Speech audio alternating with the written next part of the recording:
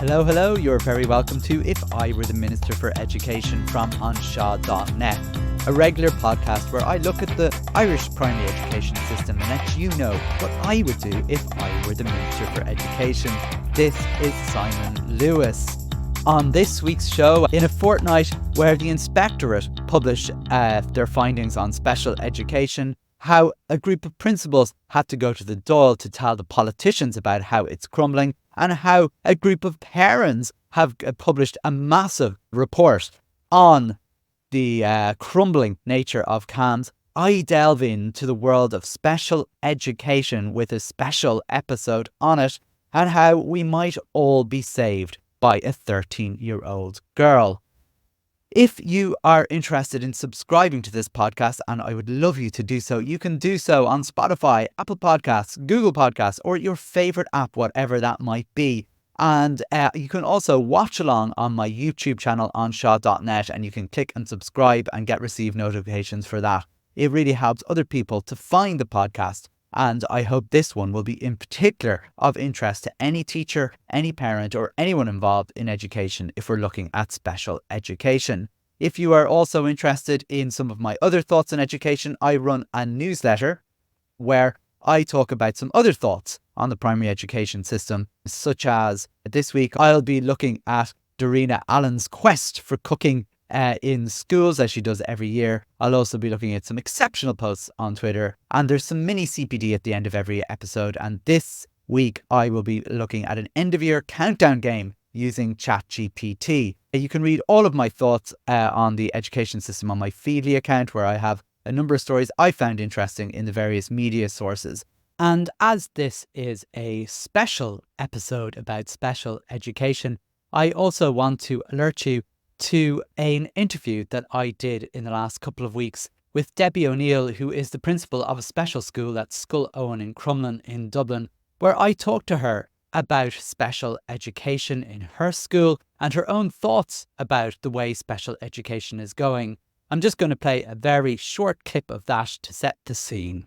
You know, it's the amazing staff that we have here, but we are absolute experts in mild general learning disability. We are excellent at the retention that we have here of children, the achievements that we have, you know, the way that our kids will do their Leaving Cert Applied and go on to the world of work.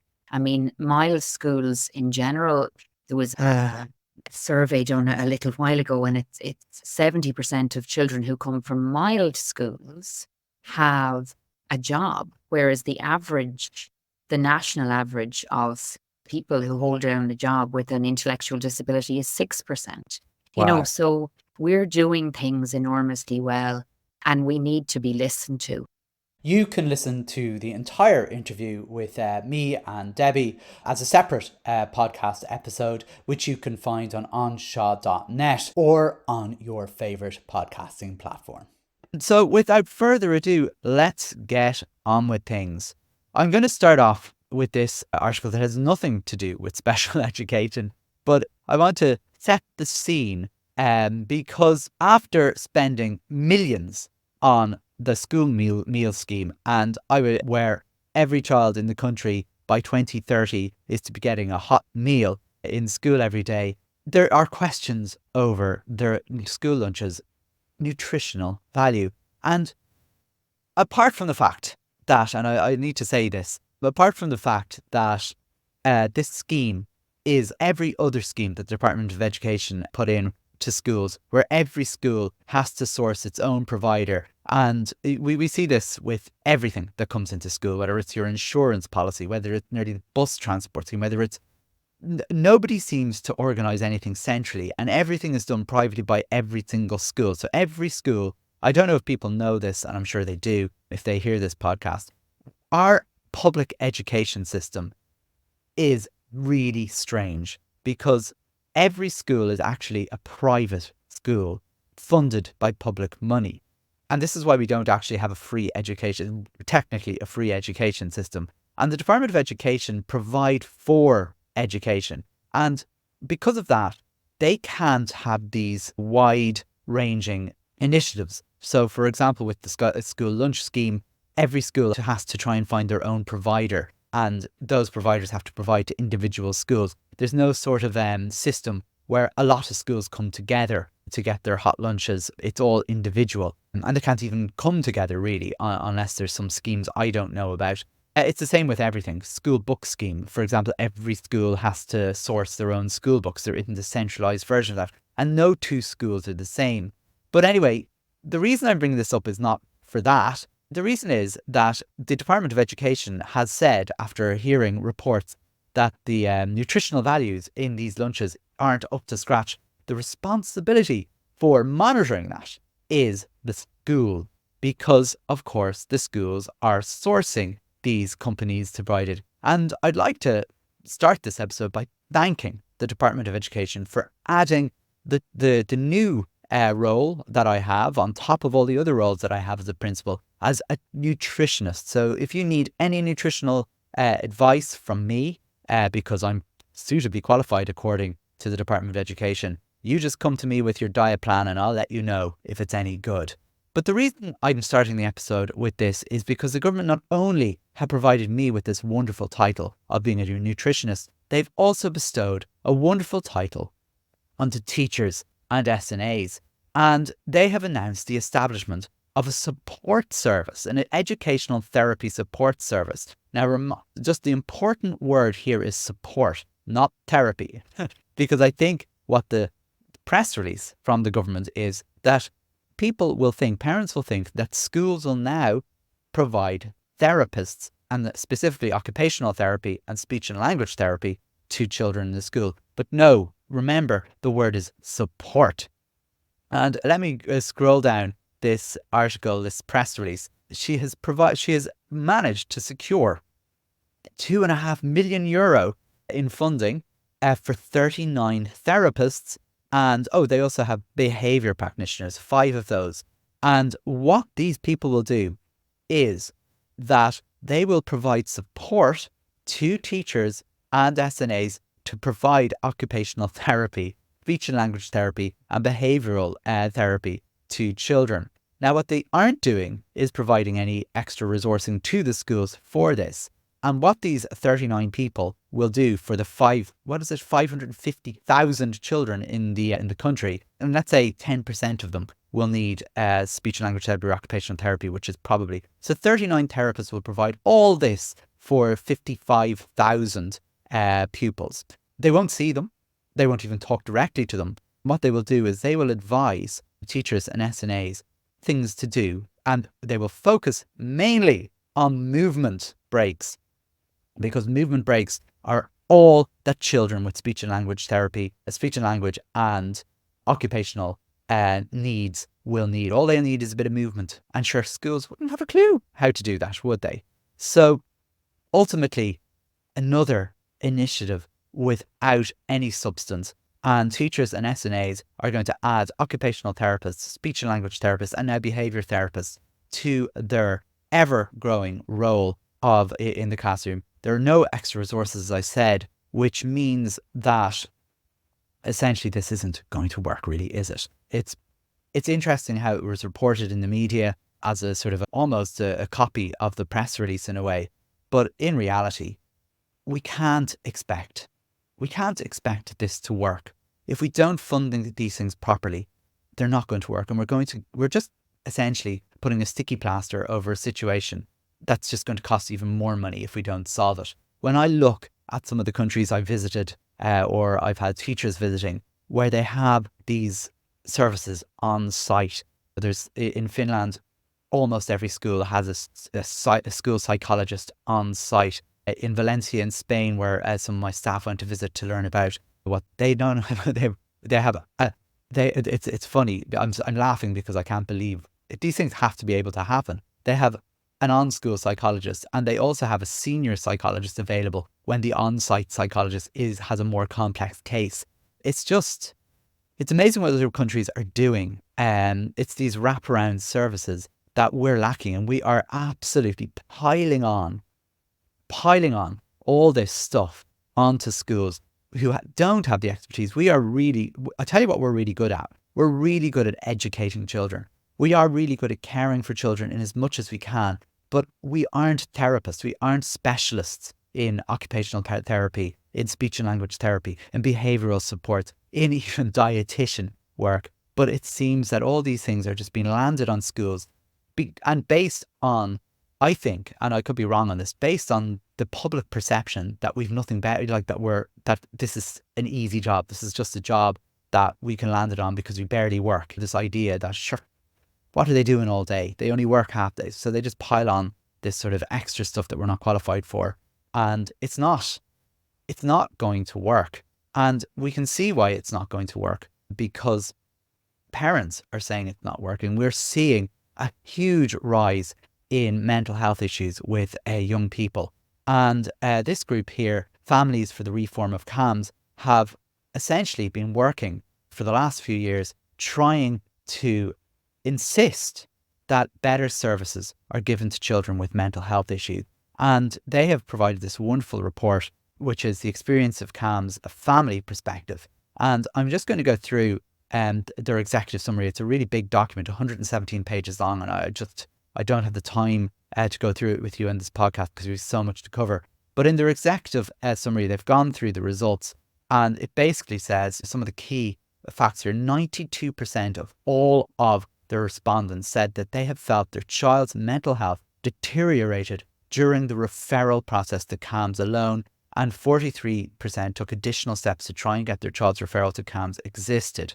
And steps included getting a private diagnosis, seeking political support from local politicians, going to A&E, and not mentioning an existing diagnosis, that's generally autism. Just for those of you who don't know, one of the unwritten rules for parents who need mental health support for their child is not to mention autism, because if you have a diagnosis of autism, you can forget being supported by CAMHS. It's a bizarre kind of thing, because most children with a diagnosis of autism will at some point have mental health needs, and CAMHS is the only public service that will give that to you.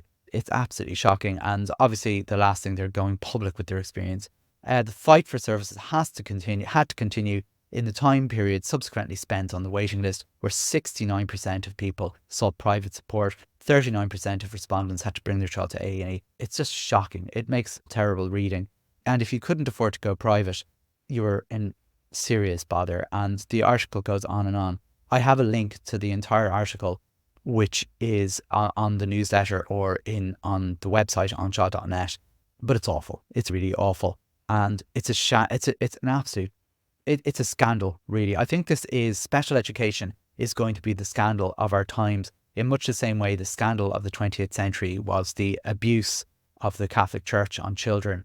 And I think the 21st century, we're going to look back at the abuse we have, that the lack of services for children with additional needs, and how we are failing so many children with additional needs. And no spin doctoring and no press release is going to rescue the government from what they've been doing for the last decade and a half to children with additional needs. A service that started off quite well is being turned slowly but surely into this megalith of bureaucracy, where children with where they're spending more money stopping services for additional need than they are on actually helping the children. It's an absolute shambles. And we know this, even at the very basics of levels. When children come to school, they are already set up to fail, because let me move on to the next article to show you this. I remember when I started off in teaching, as a principal even, that if you had a child coming to junior infants who needed extra support, you could get that support before they started. They would get their diagnosis from a psychologist or from a service.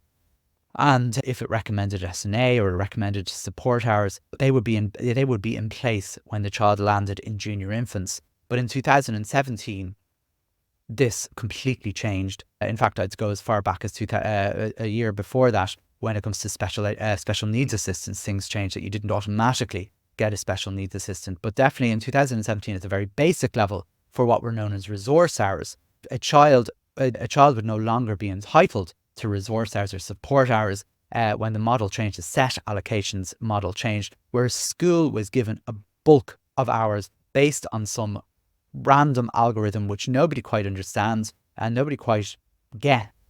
But we do know as schools that it certainly isn't enough hours. And essentially, unless the hours are based on data that was in 2017. So if you were a developing school, you certainly aren't getting enough hours even now. But even then, it was cementing a 15% cut that was made in 2011. So essentially, over 90% of schools, and probably more now, are not receiving enough support hours for children because of this model.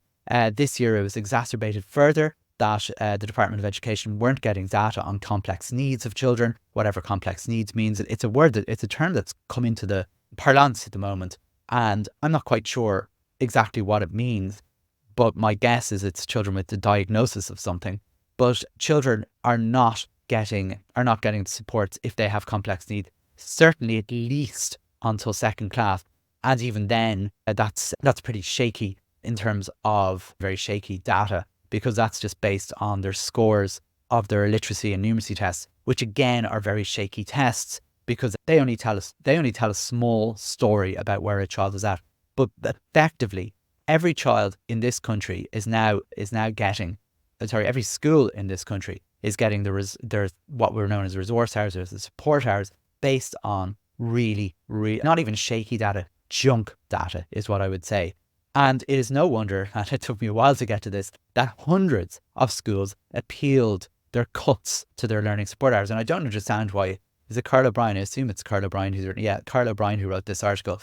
Cuts is in inverted commas, because it certainly was cuts. And of the hundreds and hundreds of schools that appealed for their cuts, and 120 of them, 120 got 1,000 additional hours. Now, look at that. That sounds, that might, again, you have to look at spin, you have to look at headlines, you have to examine them. 1,000 additional hours between 120 schools is less than 10 hours a school on average. That's not a lot at all by any stretch of the imagination. That's not even 2/5 of a post. That doesn't mean that doesn't mean that many children are getting very much as a result of that. And it also does. And how many schools appealed? There's a question now. How many schools didn't appeal because they didn't see the point? Because if you look at the data, and the data is out there because the National Principals Forum have questioned schools about this and have got the data on it, and you can find that on principalsforum.org. Most schools didn't bother appealing because of the bureaucracy and arduous nature of the appeals process. And I'll tell you a little bit about the appeals process because we know a little bit more about it. And this is what you have to do if you want to appeal your cut, in inverted commas. I don't even know why I did the quotation marks, because they are cuts.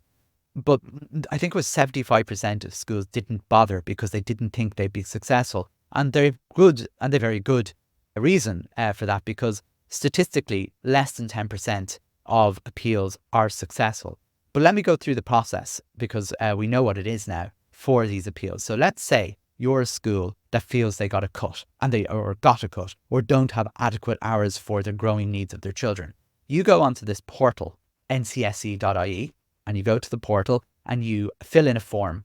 And that form, in my case, was 26 pages long. The bigger the school, the more pages will be, but anything between 10 and 35 pages, where you have to chart every single child needs and how your school is trying to cover them in the small amount of hours that you get. And you fill out that form. It took my school 5 days to do that. Other schools reported it took around the same amount of time. And you upload that to some portal, the NCSE, okay? And that form is examined by somebody. We don't know who the somebody is. They don't know your school. They don't know the children, because you're not allowed to say who the children are. You have to code those. And they look at it, and their job is to try and find any reason to not accept your appeal.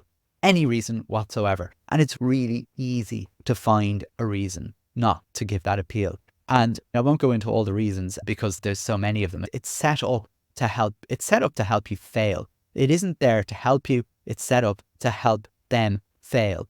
They don't know your school. They don't care what your school is. They're looking for any reason to say you have not provided sufficient evidence to support your appeal. And that's what most schools got.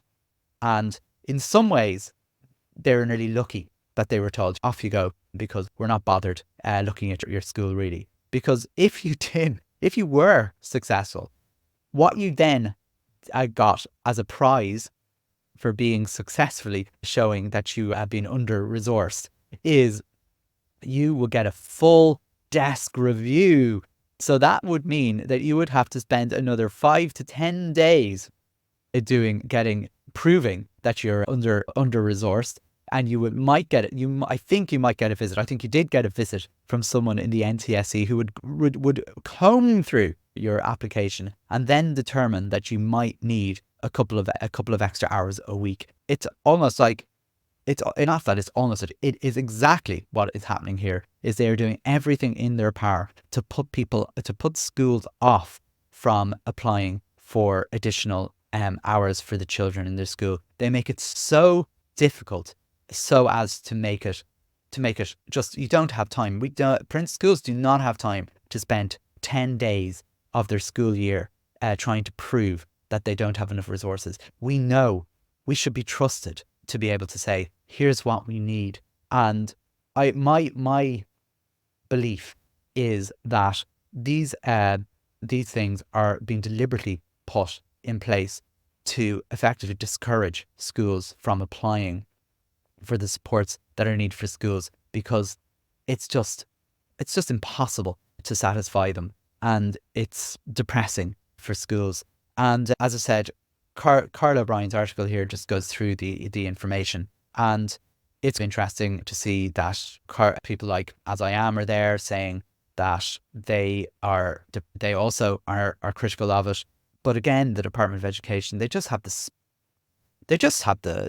spin to say, oh, there's no perfect model. What can we do? Do you know, if they spent the amount of time and money that they are spending on stopping these resources from coming in, this is really easy. Ireland is a very small country. They have over nearly 200 members of staff in the NCSE now.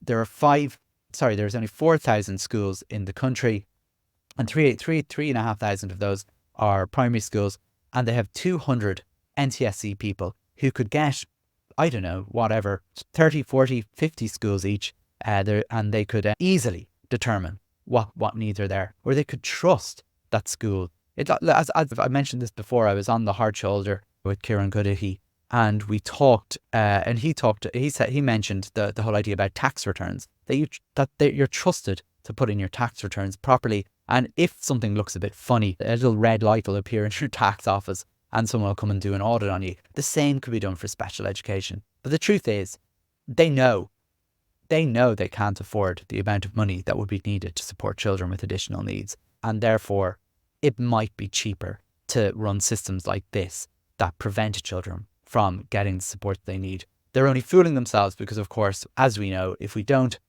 provide early intervention here, this is going to come back at them when the children become adults and require the supports of adult therapeutic services and so on.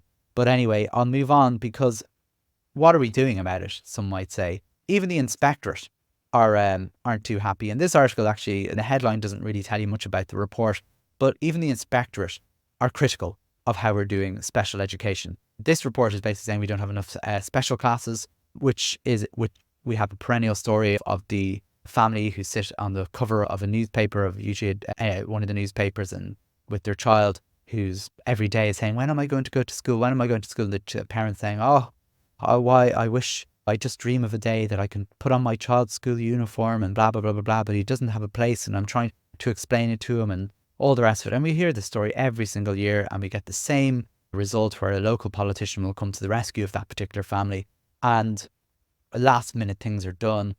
Children are thrown onto buses to travel for hours every day to get into a special school or a special class. And it's just a mess every single year. And that's just one mess, really. And then we have to look at the idea of special classes, and are they the solution that we're supposed to be doing? Is this a very kind of Irish solution to an Irish problem, where we pretend to have an inclusive education system because we allow children into the same school building but don't provide any supports that are needed for children with additional needs? And then who's to blame? Only the schools, because obviously they can't work miracles either. If we're going to be doing things, we need to do things properly. And unfortunately, were not doing things properly. Getting a diagnosis, as this parent says, is only half the battle. The inspectorate are quite critical of how we're doing special education, and it's just not great. Not great at all. And not only are the inspectorate claiming that special education is falling apart, a group of principals went to the Dáil and they spoke to what I hear was the largest group of politicians to ever grace the AV room. And what they did was they outlined a number of issues, including funding, including the workload of teaching principals and principals in general. But I'm only going to focus on the briefing document they provided here on special education because we're focusing on special education. But basically, I just want to go through the points here. The chronic under-resourcing of special education needs, I'll be a bit of repetition here. The number of children with special needs in primary level has increased by 56% since 2017. That's shocking. And yet, very few, I would say fewer than 10% of schools have increased their special education provision in their schools. Special needs assistance and set allocation has been frozen since then. Before 2011, resource allocation for special education was based on individual need. Since 2017, that isn't the case. In 2010, 15% of special education teaching resources were cut. They've never, ever been restored. In 2022, a new allocation model was introduced, and essentially it got rid of complex needs as a model. Sorry, that should be 2024, I think, from this year. And effectively, the only measure of a child's needs is how they perform in a very niche test, just their English and maths ability on a particular day. And it doesn't. It just is, it's junk data. It's now a requirement that children with diagnosed needs are obliged to be given support from those allocations, which, as I say, they may not even fall under. Just because you have an additional need doesn't mean you're not good at literacy and numeracy. And I've said this, and I know some of the support groups would agree, that just because you have a complex need or an additional need doesn't mean that you're not good at English and maths. In some ways, I just feel it's really disrespectful that that's the way they're measuring these things. There's a chronic lack of availability of professional staff to undertake testing and diagnoses. And at the moment, if you want a private assessment, you could be waiting up to a year for a private assessment these days. That's how bad things have become. The department has claims it cannot measure current need requirements because they don't have any data. They're refusing to take the data because if you don't have the data, if you don't have the information, how are you supposed to provide for it? You can claim ignorance. We didn't know. We don't have the data. It's very clever in some ways. However, school leaders do know the needs in their school but access the resources required. We could, and schools could report these needs on for the department using the primary online database system, but the department are unwilling to collect data in that manner. The purpose of the allocation model is to distribute special education teaching hours across mainstream classes in 4,000 schools to ensure that resources are allocated at the right time to the right place so that these hours are available to schools to match their identified need to support their pupils. We know that's not happening. The allocation criteria have changed from the 5 criteria, which one of those was complex needs, one of those was gender, which is a good thing that they've got rid of that. But it's down to 3, which is baffling. None of the mainstream special education pupils can be recognised until at least second class, because that's the first time that you put in their literacy and numeracy scores.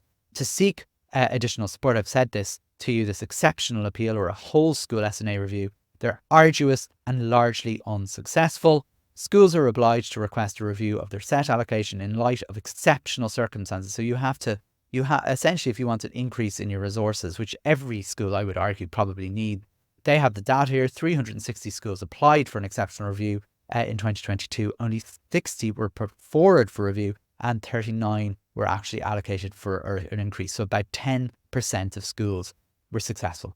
And I would guarantee you that 99% needed it. Of the 78 special needs appeals that were made, and the reason why by the way, some of you might go, why only 78?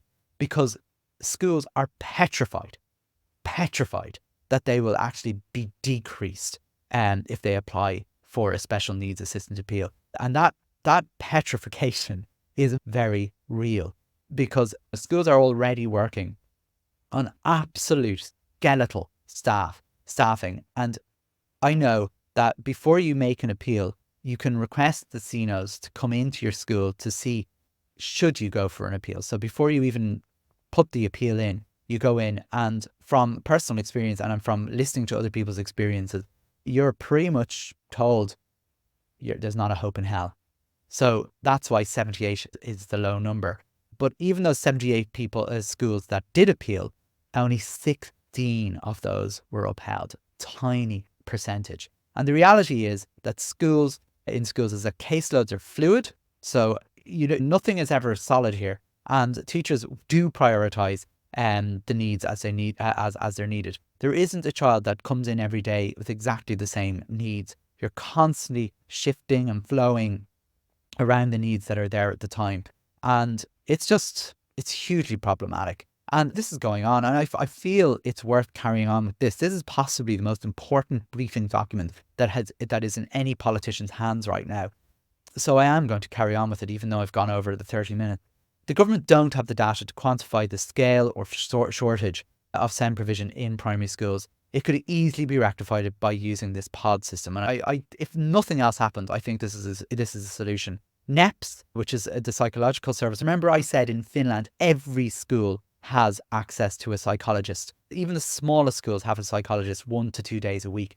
Bigger schools, and when I say big schools, I'm looking at 300 pupil schools, have an on-site psychologist, an on-site social worker, an on-site nurse to deal with these wraparound services. And this goes into a bit of detail on it. In January 2024, that's only a few months ago, school principals are still being charged with completing the sole education component of the assessment of need process, which we are absolutely not qualified to do. And it really is questionable about how legal it is for us to be determining the educational needs of children to the HSE. We are not psychologists. We are not psychiatrists. We are teachers, and we have absolutely no qualifications to say we work from the advice of psychologists if we can even get them. And very few of the children, growing few number of children who present to us in special education in schools do not have a diagnosis.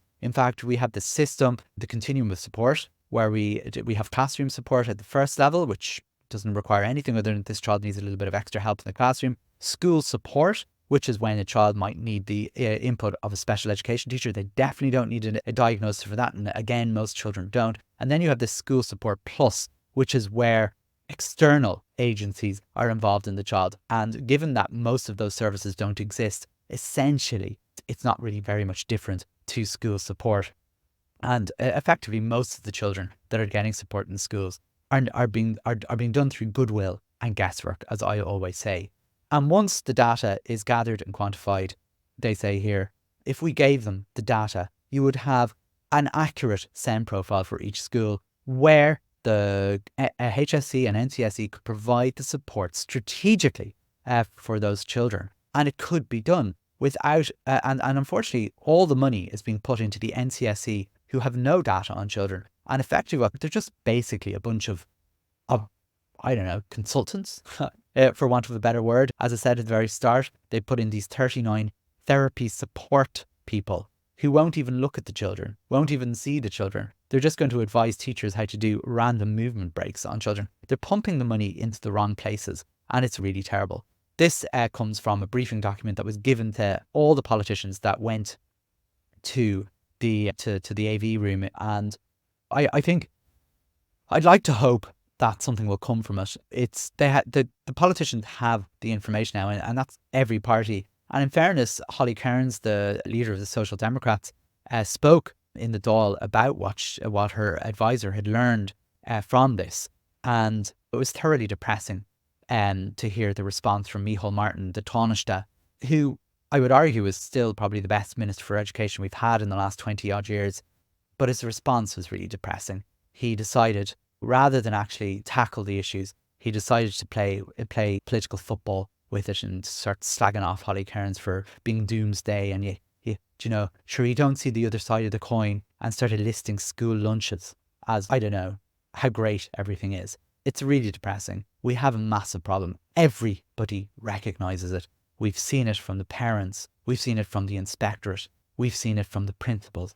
And we even see it from a 13-year-old girl, Kara Dermody, who has been campaigning for the last couple of years for better services for autistic children. She has two brothers who are autistic, and her family have been fighting for services for her brothers, but not only for her brothers, for all children with additional needs. And I know the focus for Kara and her family is autism, but I think they've expanded that to children with additional needs in general. And look, is it going to be the case that Kara Dermody, a 13-year-old girl who I'm sure has enough to be doing in her life, being a 13-year-old girl, without having to go to the trouble of being the face of saving the education system, of saving special education? I think she's a wonderful young woman who I would imagine doesn't want to be standing outside the door, doesn't want to be going on the radio, talking to very kind. I've listened to some of the interviews and people are very kind to her. I'm sure she doesn't want to be repeating herself over and over again. I'm sure at some point it's going to get depressing for her, where she's going in, where all these politicians want to have a photo with Kara Dermody, who will tell her, oh, sure, aren't you great? Aren't you wonderful?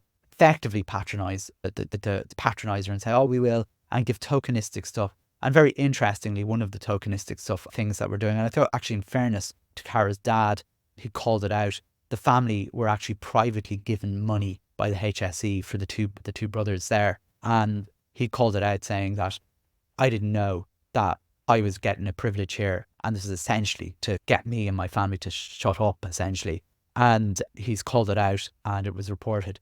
But is it the fact that our special education system rests on the protests of a 13-year-old girl instead of the principals who have very well outlined the solutions to this issue, to the inspectorate who have shown the shortcomings of the system, to the parents who are talking about the mental health supports? And these are only three things that have just come in the last fortnight. There are so many other groups out there who have gone in to talk about special education. I didn't include Inclusion Ireland, who had a meeting or briefing as well in the last couple of weeks. And I do you know what? I wasn't going to mention them because it nearly feels pointless, because it was pointless. I know the representative bodies also went in, the IPP and the INTO, probably patted each other on the back for a job well done.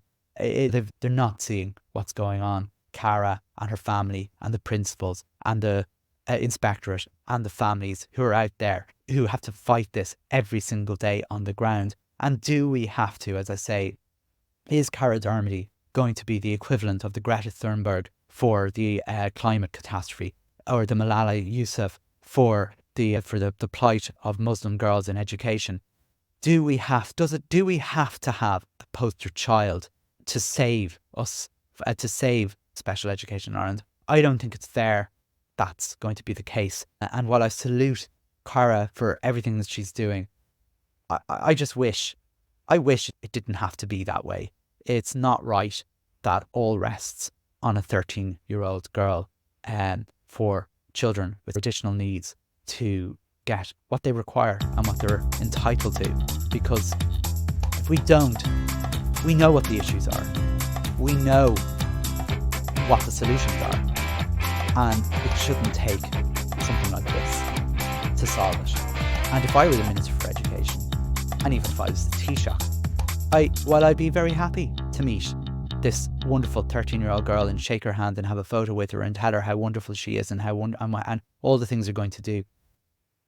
I'd be doing it. I'd be actually listening to all the voices that have been talking to you for the last few weeks, for the last few years, and solve the problem. It's as simple as that. I just don't understand why they won't. That's all I'm going to say this week. We're coming to the summer holidays for most people. It's ironically in July we are moving into the summer provision, which was set up in a way after COVID. It used to be just for special classes in schools. It's now expanded to children with complex needs. So a number of children will be getting an extra few weeks of schooling. And ironically, as a reward for that, the Department of Education, in their wisdom, decided to make a cut to the funding for that. It just tells its own story. and sums everything up. Anyway, I hope you've enjoyed, I don't know how you've enjoyed this one, but I hope you've enjoyed listening to this sort of summary of the last 2 weeks in special education. And as I said, please subscribe to the podcast on your favourite podcast. Please tell a teacher about it. And you know what? Would you mind reviewing it as well? Look, thanks so much for listening. All the very best. Take care. Bye bye.